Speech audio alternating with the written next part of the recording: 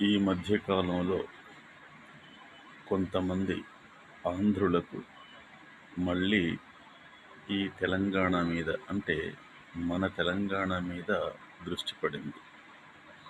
ఎందుకు అనేది అంతు చిక్కడం లేదు. వాళ్ళ రాష్ట్రం వాళ్ళకుంది.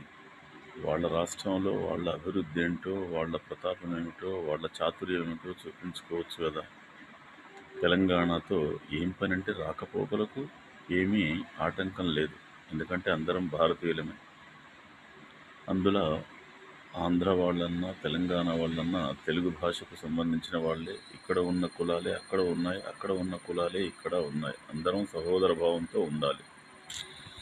కానీ ఆంధ్రులు తెలంగాణ వాళ్ళను చిన్నచూపు చూశారు అనడానికి అనేక రకాలైనటువంటి ఆధారాలున్నాయి.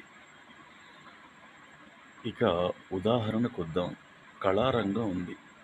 తెలుగు సినిమా పరిశ్రమలో ఉన్నటువంటి ఎన్టీ రామారావు గారు విశ్వవిఖ్యాత నట సార్వభౌముడు. నటన విషయంలో అతనికి ఈ విశ్వంలో ఎవరూ సాటిరారు. అంటే నటులు అనేది ఉన్నది మన ప్రాంతంలోనే. ఏదో ఇంగ్లీష్ సినిమాల్లో కోతి గంతులేసి పిచ్చి చేష్టలు వేసేవాళ్ళు నటుల కిందికి రారు. సాంఘిక చిత్రాల్లో ప్యాంటు షర్టు వేసుకొని పిచ్చి పిచ్చి చేష్టలు వేస్తూ తెర మీద కనిపించేవాళ్ళు నటులు కాదు. నటన అనే పదానికి అర్థం తెలిసిన వాళ్ళెవరూ కూడా సాంఘిక చిత్రాల్లో కనిపించి పిచ్చి వేషాలు వేసేవాళ్లను నటులుగా భావించరు. అయితే ఎన్టీ రామారావు గారి విషయంలో నటనను ఒక అద్భుతంగా భావించవచ్చు. మన తెలుగు ప్రజలకు ఇచ్చినటువంటి వరంగా భావించవచ్చు. భగవంతుడిచ్చినటువంటి వరం అది.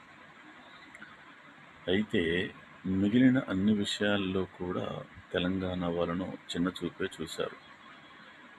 యావత్తు ఈ భూమండలంలో నటుడు అనేవారు ఎవరైనా ఉన్నారు అంటే అందులో మొట్టమొదటి వ్యక్తి ఎన్టీ రామారావు గారు.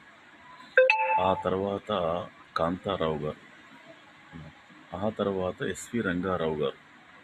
పౌరాణిక చిత్రాలను కానీ, జానపద చిత్రాలను కానీ వాళ్ళు ఎంత అమోఘంగా చూపించారో, ఎంత అద్భుతంగా అందులో నటించారో తెలుస్తుంది. మరి అంత అద్భుతమైనటువంటి నటుడు రామారావు తర్వాత కాంతారావే తప్ప ఇంకొకరు లేరు.